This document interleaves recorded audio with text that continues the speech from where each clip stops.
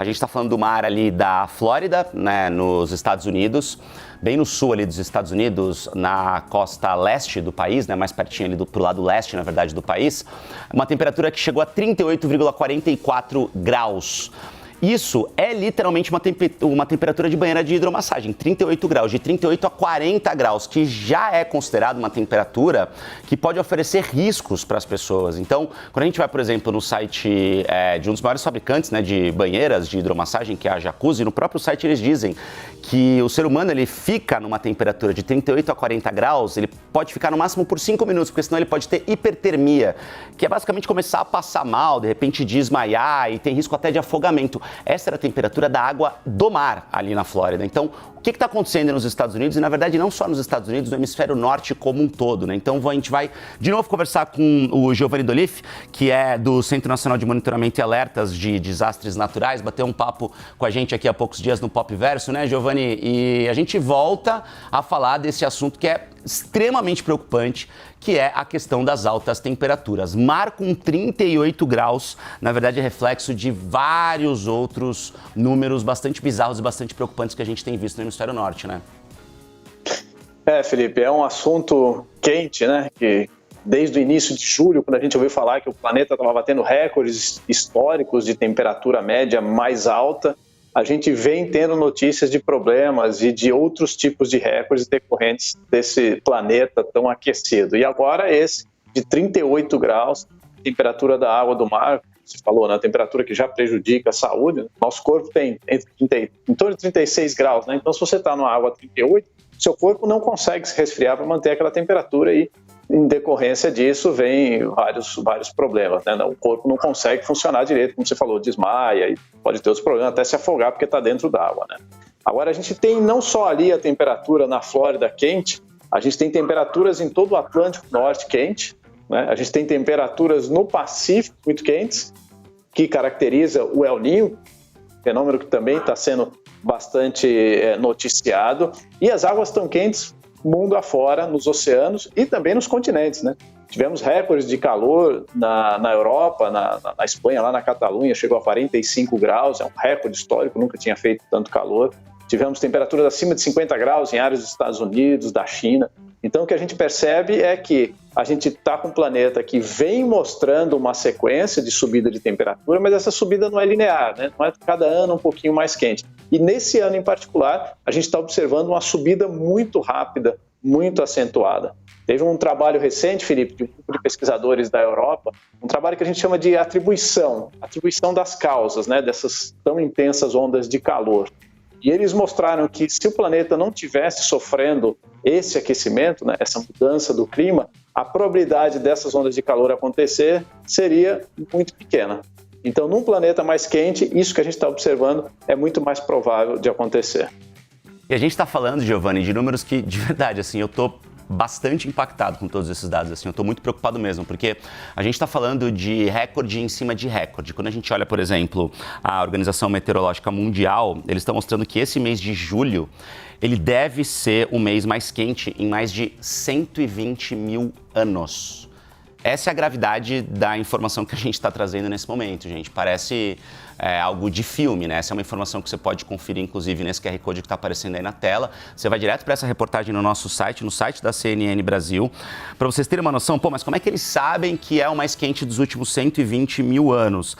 Analisando vários aspectos de árvores, de recifes de corais, alguns sedimentos ali do fundo do mar, né? Então, são questões muito biológicas ali de micro-organismos e coisas do tipo que nunca viram uma temperatura tão alta como essa registrada na média desse mês agora de julho.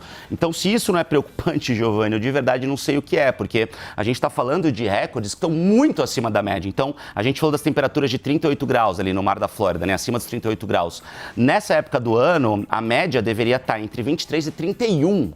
Então, 38, a gente está falando de 7 graus acima, né? Então, 21 desses 30 dias do mês de julho são os mais quentes da história. 21 de 30. É algo para a gente realmente ficar esperto. Então, o que está acontecendo e o que a gente deve ver daqui para frente? É impressionante, né, Felipe? É difícil de acreditar, até porque não é só o fato de estar mais quente do que aconteceu nos últimos 120 mil anos. O ritmo desse aquecimento tem sido muito acentuado. Então, se o planeta se aquece, mas num ritmo lento, né, as espécies, o planeta, né, sofrem, mas tem um tempo de adaptação, né? Se isso acontece de uma forma muito rápida, fica difícil de ter qualquer tipo de adaptação, né? E aí, a gente falou da temperatura do oceano, né? Certamente, os seres vivos que vivem ali, né, os recifes, já tem vários estudos mostrando o quanto esses recifes têm sofrido, os corais, né, o quanto eles têm sofrido com essas temperaturas altas. Para a gente ter uma ideia, Felipe, esses 38 graus que foram medidos na água do mar, para que a gente tenha furacões, basta que a gente tenha 26 graus e meio. Daí para cima já tem energia suficiente para formar furacões.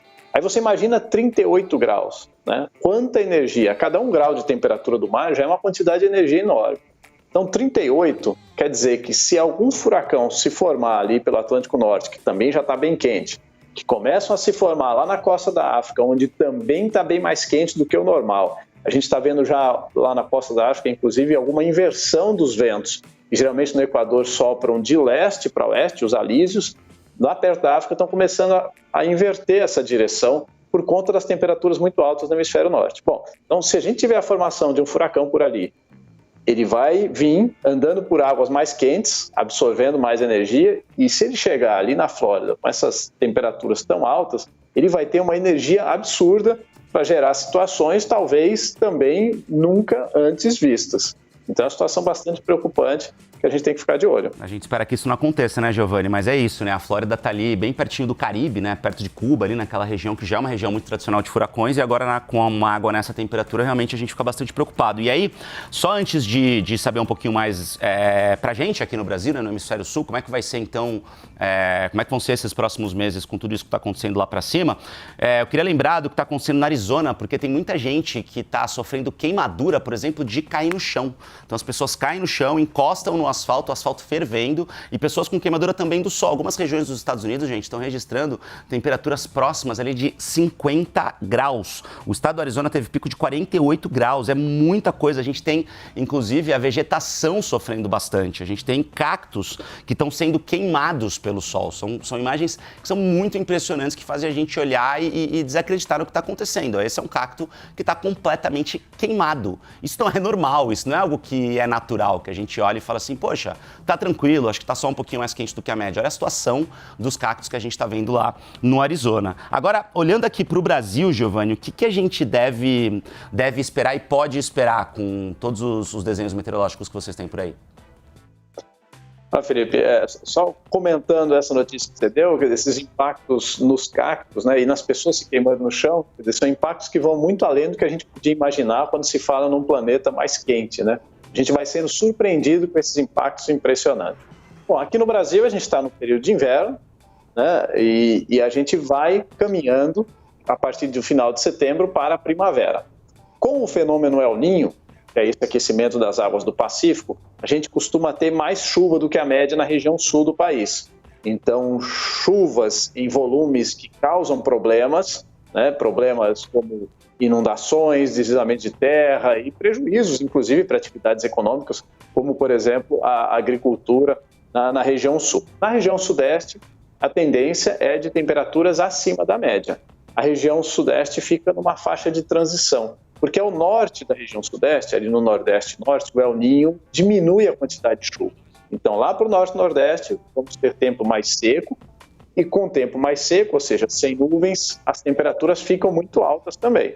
E o sudeste fica nesse meio de campo, entre chuvas no sul, o quente mais ao norte, também com temperaturas um pouco mais altas. Então a gente deve caminhar para um final de estação seca, né, São Paulo, Rio de Janeiro, com temperaturas subindo muito, períodos muito secos, alternados com períodos de chuva.